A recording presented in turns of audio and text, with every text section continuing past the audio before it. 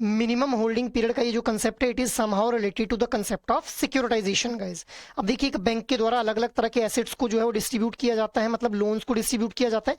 But जब bank को लग रहा है कि भाई ये लोन्स के ऊपर जो है बोरोवर डिफॉल्ट कर रहा है या फिर डिफॉल्ट कर सकता है, तो उस केस में बैंक क्या करता है, इन लोन्स को पूल करता है। These pooled assets are converted into securities and finally sold to the third party investor guys. इसी प्रोसेस को हम लोग सिक्योरिटाइजेशन बोल देते हैं। अब आरबीआई की गाइडलाइंस है कि भाई जो बैंक है उनके द्वारा इन लोन्स को इमीडिएटली सिक्योरिटाइज नहीं किया जा सकता है। Bank need to hold these loans for a particular period. उसी को हम लोग क्या बोल रहे हैं, मिनिमम होल्डिंग पीरियड बोल रहे हैं गाइस। अब इसकी कुछ टेक्निकलिटीज को हम लोग डिस्कस कर लेते हैं।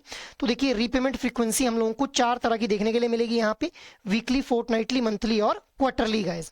अब अगर जो लोन का टेन्योर है, अगर लोन का जो मैच्योरिटी पीरियड है वो 2 साल का है, तो वीकली रीपेमेंट फ्रीक्वेंसी के केस में the number will be 12, fortnightly के केस में नंबर विल बी 6, मंथली के केस में इट इज 3 एंड क्वार्टरली के केस में इट विल बी 2 गाइस। इसका मतलब क्या है कि भाई जैसे अगर मैं क्वार्टरली रीपेमेंट फ्रीक्वेंसी की बात करूं, तो मिनिमम 2 जो रीपेमेंट्स हैं वो रिसीव हो गई होनी चाहिए from the borrowers and to the bank only after the loan can be securitized guys. इसी तरह से अगर लोन का जो मैच्योरिटी पीरियड है वो 2 से 5 साल का है, तो वीकली रीपेमेंट फ्रीक्वेंसी के लिए द नंबर इज 18, फोर्टनाइटली के लिए 9, मंथली के लिए 6 एंड क्वार्टरली के लिए द नंबर इज 3 गाइस। अब अगर लोन का जो मैच्योरिटी पीरियड है वो मोर देन 5 इयर्स है, तो उस केस में सिर्फ मंथली और क्वार्टरली रीपेमेंट फ्रीक्वेंसी देखने के लिए मिलती है हम लोगों को, जहां पे मंथली रीपेमेंट फ्रीक्वेंसी के लिए जो नंबर है that is 12 and quarterly repayment frequency के लिए द नंबर इज 4। मतलब अगर मोर देन 5 इयर्स लोन का मैच्योरिटी पीरियड है, तो क्वार्टरली रीपेमेंट फ्रीक्वेंसी अगर वहां पे हम लोगों ने देखनी है, तो minimum 4 repayment should be done by the borrowers and only after that the loan can B